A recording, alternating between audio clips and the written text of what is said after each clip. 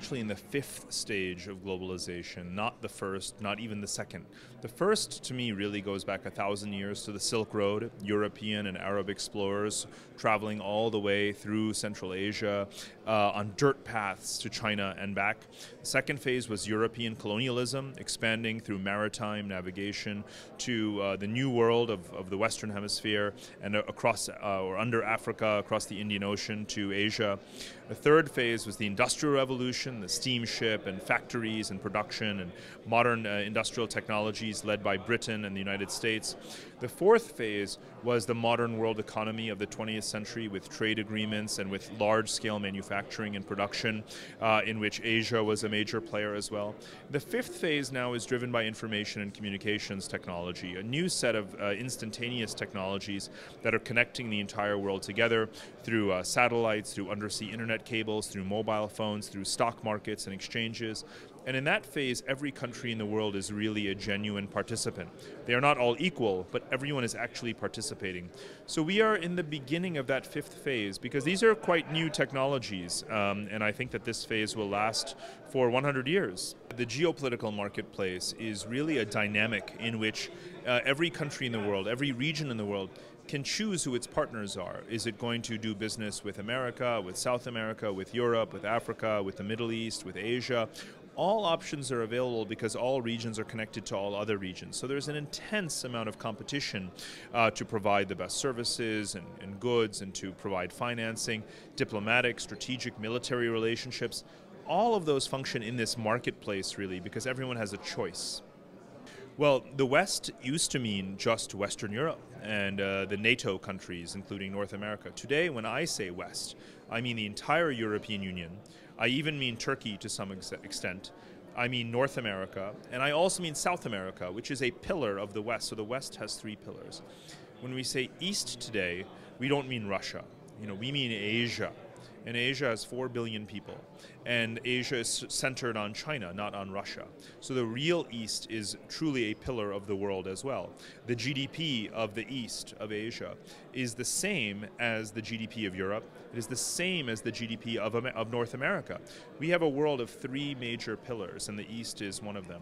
South used to mean the poor and dispossessed countries of the third world. Now the South is thriving. Some of the fastest growing countries in the world are the countries of the South, like in Africa. In the North, the Arctic region, the north of 66 degrees latitude, is an empty area. But because of climate change, it's becoming livable. It's becoming a place where we will go, where we will live, where we will inhabit. And so I think that the North is becoming an identity of its own as well, that is not linked to one country, but it's linked to the peoples who are moving to Canada, Russia, Norway, Greenland, and other places to develop the commodities and the agriculture of the North. Infrastructure and sustainable development of infrastructure and urbanization is the world's top priority because the world is moving into cities. The world has 7 billion people, soon 8 billion people, 9 billion people, and all of those people are moving into cities. But our cities cannot cope. Our cities cannot handle that many billions of people yet. We have to invest in infrastructure, invest in cities, invest in power generation, in transportation, in electricity, in water supply. All of these things are infrastructure, and we have to do that on a global, planetary scale across the world. Globalization has become everything in a way. It's all of these cross-border connections, but it's really about connectivity rather than about crossing borders, because once two parts of a network connect together, they can connect to others and others. Whether you cross a political border is less important than the increase in connectivity and the growth of the network, right? There are winners and losers because the more connected a country is, whether it's a big country or a small country, the more it gains, the more it profits, the more it's able to leverage the network. And so more connected places win from globalization than less connected places. So less connected places and less connected people become the losers in this system. And we have to make a lot of effort to connect people to supply chains, to communications, and create opportunities for them to have jobs, to earn incomes, and to compete. The Pearl River Delta is a great example of the creation of a mega city cluster. It's actually 6 or 7 different cities some of which are on mainland China, some of which are offshore like Hong Kong. Hong Kong, is it part of China? Is it not part of China? It's still uncertain.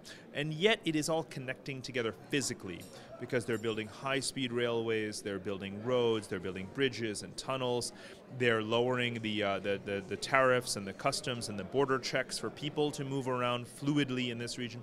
So it's becoming one gigantic megacity cluster of 60, 70 million people. The GDP is as large as one of the 20 largest economies in the whole world. So that phenomenon of the megacity cluster is happening in so many places in the world. We have many places where you have 60 or 70 million people gathered in one dense urban area. If you brought that to Europe, it would be larger than every country in Europe. Well, diplomacy is in a way a return to ancient times, because ever since 5,000 years ago, diplomacy was about cities communicating and trading with each other. The Mesopotamian cities communicating with the Anatolian cities, communicating with the Egyptian cities. They used stone tablets then, now we just use the mobile phone. But cities have always been the heart of diplomacy. And today, cities want to create their own trade networks, their own financial networks. They don't want to be limited by the political capital in their country. Mumbai is not the capital of India, but Mumbai has its own diplomatic relations. Dubai is not the capital of the United Arab Emirates. New York is not the capital of America. But these cities represent themselves all over the world. They don't want anyone to do their business for them. And the growth in these intercity networks is what I call diplomacity. Well, the world is becoming a coastal, urban civilization. All of mankind is living in cities that are along the coast of the oceans or major rivers. All of those cities are becoming wealthy and dense and powerful and conducting their own diplomacy with each other. All of them have to learn from each other how to build a more sustainable order, how to do this urbanization and resource consumption in a more sustainable way. If we do those three things correctly, then I'm optimistic about the future.